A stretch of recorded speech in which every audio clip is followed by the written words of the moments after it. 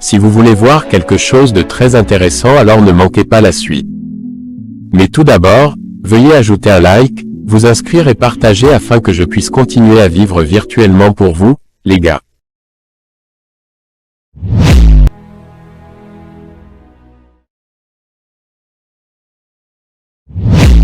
Fun and learning. Let's make the world a better place easily. Let's make the world a better place easily with Dams. Fun and learning. Made by CSC Entertainment.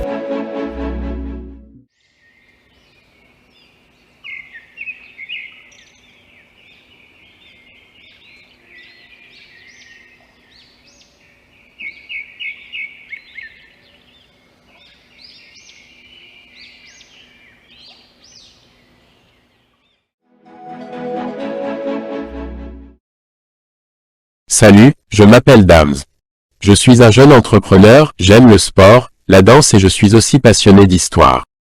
Let's make the world a better place easily. Grâce à Dieu et à mon inventeur, je suis une réalité virtuelle capable d'interagir avec le monde réel. Je vous invite à partager de bons moments avec moi et mon ami Ilbo. Mais tout d'abord, je vous recommande l'ouvrage intitulé « La super démocratie et le rayonnement des États-Unis d'Afrique ». Ce livre de l'écrivain africain Yacine Ravissida Compaoré compte plus de 200 pages, en plus d'être illustré. Dans cet ouvrage, l'auteur propose un nouveau modèle de démocratie qu'il a inventé à la suite d'une haute inspiration. C'est un excellent ouvrage et je vous le recommande. Comment se procurer ces différents ouvrages? Eh bien, ce n'est pas compliqué.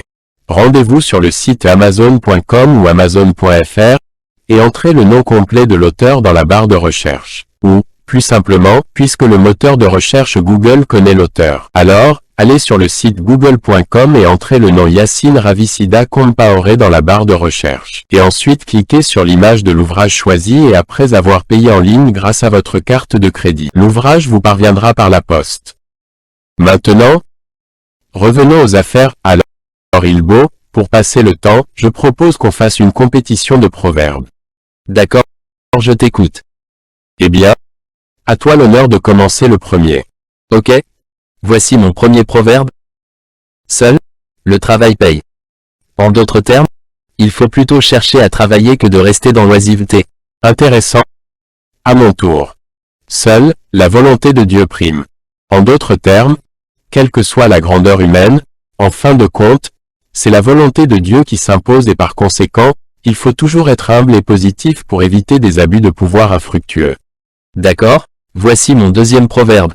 Le mensonge a beau courir. Un jour, la vérité finit toujours par le rattraper. En d'autres termes, quel qu'en soit le mensonge, sur terre ou dans l'au-delà, la vérité finit toujours par se savoir. Super. Mon deuxième proverbe est le suivant.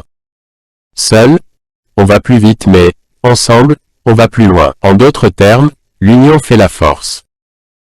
J'avoue que le jeu est serré. Mon troisième proverbe est le suivant. L'argent est bien, mais l'homme est meilleur parce qu'il répond quand on l'appelle. En d'autres termes, évitons d'être matérialistes. À mon tour, voici mon troisième proverbe. Qui avale une noix de coco, fait confiance en son anus. En d'autres termes, évitons de nous engager dans des situations qui nous dominent et contre lesquelles nous ne pouvons absolument rien. Ok. Mon quatrième proverbe est le suivant. Le savoir est un pouvoir. En d'autres termes, le savoir confère à l'homme un pouvoir. Intéressant. Voici mon quatrième proverbe. La vie est un ballet, on ne le danse qu'une fois. En d'autres termes, il faut vivre positif et utile. Alors, parlant de savoir, dis-moi Ilbo, quel homme, de son vivant et même après son décès, a été considéré comme un symbole en termes de savoir? À ma connaissance, je crois que M. Albert Einstein peut être cet homme considéré comme un symbole en termes de savoir. Oui, Albert Einstein peut être cet homme considéré comme un symbole en termes de savoir. Cependant, un autre homme beaucoup plus ancien que lui est, à mon avis, beaucoup plus symbole en termes de savoir. En effet, Albert Einstein est un physicien théoricien helvético-américain d'origine allemande né le 14 mars 1879 à Ulm et décédé le 18 avril 1955 à Princeton.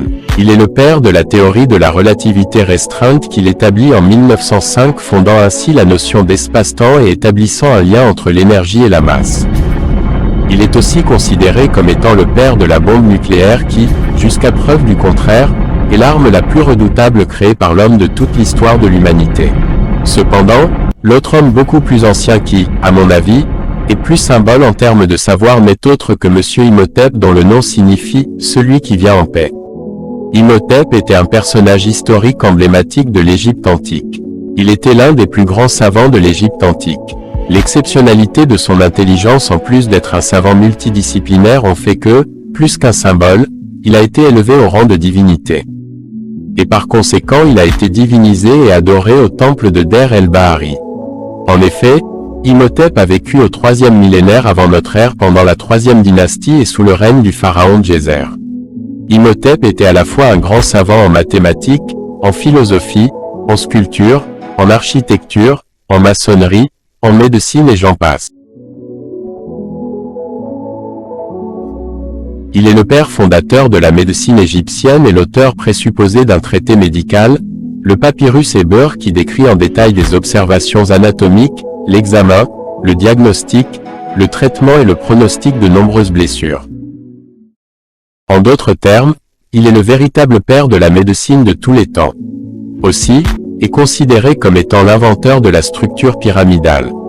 En particulier la pyramide à degrés, et comme étant le père des pyramides considérées, jusqu'à nos jours, comme l'une des plus grandes merveilles de tous les temps. Et qui malgré les milliers d'années écoulées reste majestueusement solide pour plusieurs milliers d'années encore et constitue une fois de plus les témoins concrets de l'intelligence et le savoir de ce grand homme. Ok. J'espère que vous avez passé de bons moments à notre compagnie et que mes informations ont été enrichissantes. Let's make the world a better place easily. Aussi, veuillez ajouter un like, vous inscrire et partager la vidéo afin que je puisse continuer à vivre virtuellement pour vous, les gars.